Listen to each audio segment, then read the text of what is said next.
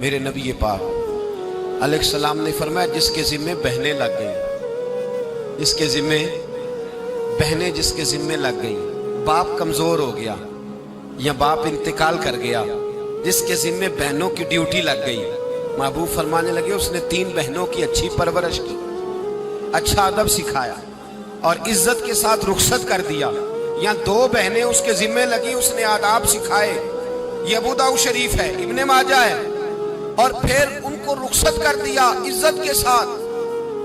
پھر ایک مقام پہ فرمایا چلو ایک بہن ہی اس کے ذمے لگی تھی، اس نے ادب سکھائے، آداب سکھائے، عزت سے رخصت کیا، حضور کیا ملے گا؟ فرمایا باقی نیکیوں والوں کو ثواب ملے گا، جو بہنوں کا بوجھ اٹھائے گا، جس طرح میری 2 انگلیاں جڑی ہوئی ہیں اس طرح میرے ساتھ جڑ کے جنت میں داخل ہو جائے گا۔ ابھی اس حق کا تعین کس نے کیا؟ نبی پاک صلی اللہ علیہ وسلم۔ اب اگر کہیں یہ کہا جائے کہ بس بھئی صحیح ہو گیا، تمہارا کیا کام ہے، تمہاری کوئی ذمہ داری ہے، تم نے کوئی ٹھیکہ اٹھایا ہوا ہے، تم کوئی زیادہ سیانے ہو، تم کوئی زیادہ سمجھدار ہو، تو اسے کہا جائے گا ذرا ٹھہر جا، اس طرح کی بات نہ کر، یہ وہ حق ہے جو میرے مصطفیٰ نے بیان فرمایا ہے۔ جہاں بیوی کے حقوق بیان فرمائے وہاں میرے نبی پاک نے بہن کے حقوق بھی بیان فرمائے۔ دیکھیے نا، جناب ام ہانی حضرت علی کی سگی ہمشیرہ تھی، نبی پاک صلی اللہ علیہ وسلم کی چچا داد بہن تھی، پر اللہ کے رسول ہمیشہ انہیں تحفے بھیجا کرتے، ان سے محبت فرماتے، ان کے بچوں کے ساتھ پیار کرتے۔ فرمایا علی کی بہن نہیں، یہ میری بھی بہن ہے۔ کیا لوگوں کو تاریخ کی وہ بات یاد نہیں؟ آج میں نے دیکھا ہے بھائی کے پاس شاہ خرچیوں کے لیے بڑے پیسے ہوتے ہیں، بھائی کے پاس بڑا سرمایہ ہے، جب شاہ خرچیاں کرنی ہو، سال کے بعد 2-3 چکر کاغان نران کے بھی لگانے ہو، تو اس کے پاس روپیہ ہے، پیسہ ہے، اور اگر اس کی اماں کہہ دے کہ بیٹا عید کا موقع ہے، کوئی پرانا جوڑا ہی اٹھا کے بہن کو دے آ، تو کہتا اماں حالات بڑے سخت ہیں، اب میں تمہیں کیا بتاؤں۔ ہمیں وہ بات یاد نہیں کہ نبی پاک کی رضائی بہن جناب شیمہ جب ان کے قافلے کے خلاف مسلمان لڑے، انہوں نے جنگ کی اور وہ قید ہو کے آئیں، تو حضرت ابو ہریرہ سے کہنے لگی جا کے مصطفیٰ کریم کو بتاؤ میں تمہاری بہن ہوں۔ حضرت ابو ہریرہ کہتے ہیں میں بی بی کا پرانا دوپٹہ دیکھتا، اس کی کیفیات دیکھتا، پھر جملے دیکھتا، مجھے سمجھ نہ آتی، تو میں نے جا کے حضور سے کہا کوئی شیمہ نام کی بی بی ہے؟ تو کہتے ہیں ابھی میں نے جملے بھی پورے ادا نہیں کیے، نبی پاک ممبر سے اٹھ کے کھڑے ہو گئے اور رسول پاک کی چادر مبارک ممبر پہ رہ گئی، محبوب اٹھ کے گئے اور پھر جناب شیمہ کو گھر لے گئے اور پھر فرمایا عائشہ کو بلاؤ، فاطمہ کو بلاؤ، سودا، رفصہ کو بلاؤ، ان سب سے کہو آؤ دیکھو میری بہن میرے گھر میں آئی۔ یہ رشتوں کا احساس، یہ رشتوں کی کیفیات، یہ درد، یہ سوز، یہ حضور نے ہمیں تعین کر کے دیا، یہ نبی پاک علیہ السلام نے ہمیں بتا کر کے دیا ہے۔ حضور نے ڈھیروں تحفے دیے اور ایسی آفر کی جس کے لیے امت تڑپتی ہے، ترستی ہے۔ حضور نے فرمایا شیمہ اگر تو پسند کرے تو تیرے لیے مدینے میں مکان نہ بنا دوں، اگر تو کہے تو یہاں تیرے لیے مکان نہ بنا دوں، جہاں 70,000 فرشتے روز سلامی دینے آتے ہیں، یہاں تیری پکی رہائش نہ کر دوں؟ عرض کی یا رسول اللہ میرے خامد کا گھر، میرے بچوں کا گھر، جہاں میں بیاہی گئی، جن کے حقوق آپ نے بیان فرمائے، میں وہاں جانا چاہتی ہوں۔ حضور نے ڈھیروں تحفے دے کے رخصت کیا۔ تو میرے بھائی بہن کا ایک حدیث ہے مشکات شریف، مشکات میں حدیث ہے، ایک حضور علیہ السلام کے صحابی تھے جو نبی پاک کی بارگاہ میں بیٹھے رہتے تھے، اس پر شارحین نے بڑا کچھ لکھا ہے، کہتے ہیں وہ علم دین حاصل کرتے تھے یا جہاد میں مصروف رہتے تھے۔ ان کا ایک بھائی تھا تو وہ تجارت کرتا تھا، کاروبار کرتا تھا، یہ مشکات ہے۔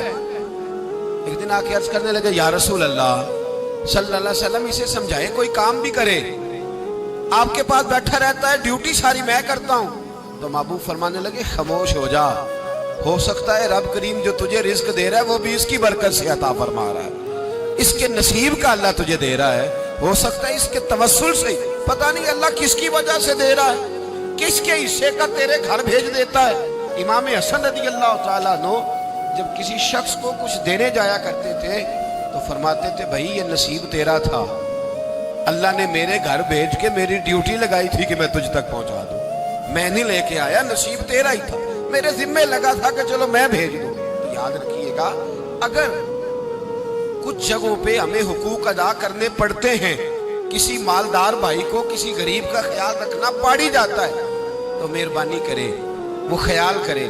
میں نے ایک امیر بھائی سے ایک دفعہ کہا کہ تیرے غریب بھائی کی بچیاں بڑی ہو گئی ہیں، تیرے بچے ہیں، رشتہ لے لو، رشتہ لے لو۔ تو کہنے لگا نہیں، وہ جب شادی کرے گا تو میں تعاون کروں گا۔ میں نے کہا تو کیا تعاون کرے گا، کیا مطلب ہے تیرا؟ تو بھائی کی محبت کو پیسوں میں تول رہا ہے، سوچا ہی نہیں تو نے؟ وہ اسی باپ کی صلب سے جس سے تو ہے، اسی ماں کا دودھ پیا ہے جس کا تو نے پیا ہے۔ تجھے وہ دور بھول گیا ہے کہ جب گھر باہر کوئی تیرے بھائی کو گھورتا تھا تو کہتا تھا میں آنکھیں نکال دوں گا، تیری جرت کیسے ہوئی؟ میرے بھائی کو گھورتا ہے، اور آج تو کہتا میں تعاون کر دوں گا۔ میں نے کہا تعاون تو کرنے والی بڑی دنیا ہے، تو تھوڑی توجہ کر، خیال کر۔ اللہ بڑا مہربان ہے، بعض اوقات دل میں بات ڈال دیتا ہے۔ صبح فجر کے وقت مجھے ملے تو کہنے لگے آپ نے بات تو بڑی پتے کی میرے گھر کے اندر کچھ کیفیات ایسی تھی پر رات میں نے بدل دی ہے، اب دعا فرمائیے کہ اللہ مجھے اس احساس پر استقامت عطا فرمائے۔ تو ہمارے ہاں احساس نکلتا چلا جا رہا ہے۔ اب ذرا آگے بڑھیے، میرے رسول پاک صلی اللہ علیہ وسلم نے مطلق رشتوں کی بات ارشاد فرمائی۔ یہاں تو تعین ہے نا، خالہ کا، چاچو کا، ماموں کا، پھپھی کا تعین کر کے یہاں محبوب کریم صلی اللہ علیہ وسلم نے صحیح بخاری کے اندر رسول پاک صلی اللہ علیہ وسلم نے ایک بڑا خوبصورت فرمان ارشاد فرمایا۔ اللہ کے رسول فرمانے لگے صحابہ سے، کیا تم میں سے کچھ چاہتا ہے کہ اس کی عمر بھی لمبی ہو، رزق بھی زیادہ ہو؟ اور اگر میں یہ سوال عورتوں سے کروں نا، خواتین سے کروں کہ کیا تم چاہتی ہو کہ تمہارے خامند کے پاس پیسے بھی زیادہ ہوں، عمر بھی لمبی ہو؟ تو میرا خیال ہے ایک خاتون بھی ایسی نہیں ملے گی جو کہے کہ نہیں میں نہیں چاہتی۔ ساری کہیں گی کہ ہمارا دل کرتا ہے کہ ہمارے گھر کے اندر رزق بھی زیادہ ہو، اور اللہ تبارک و تعالیٰ نے جس کو میرے سر کا سایہ بنایا وہ قائم بھی رہے۔ ہر خاتون یہ دعا مانگے گی۔ اب یہ صحیح بخاری ہے، تو پھر وہ والا وظیفہ پڑھ لیں جو نبی پاک نے بیان فرمایا۔ نبی پاک علیہ السلام نے فرمایا کیا تم میں سے کوئی چاہتا ہے عمر لمبی ہو، رزق زیادہ ہو؟ صحابہ عرض کرنے لگے حضور سارے چاہتے ہیں، یہ صحیح بخاری ہے۔ تو محبوب فرمانے لگے پھر وظیفہ سنو، اپنے رشتہ داروں کے ساتھ اچھا سلوک کرو، اللہ تمہاری عمر بھی لمبی فرما دے گا، رزق میں اضافہ بھی فرما دے گا۔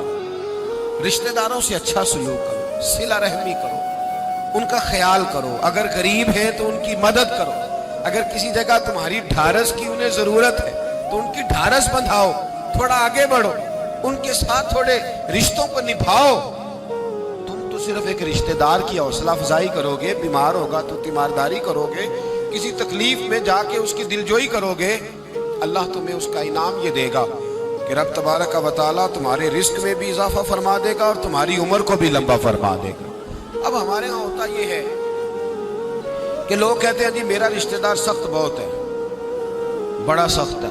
دنیا میں سب سے سخت رشتہ دار میرے نبی پاک کو ملے تھے، سب سے سخت رشتہ دار، سخت رشتہ دار، ایسے رشتہ دار کہ جو تلواریں لے کے آ گئے شہید کرنے کو، اور ایسے رشتہ دار جو بدر کی جنگ تک تلواریں لے کے آتے رہے، اور ایسے رشتہ دار جو فتح مکہ تک تلواریں لے کے آتے رہے، لیکن جس دن انہوں نے نرمی فرمائی، میرے محبوب نے فرمایا تم تو صرف نرمی کرو گے، مجھے تو اللہ نے رحمت للعالمین بنا کے بھیجا۔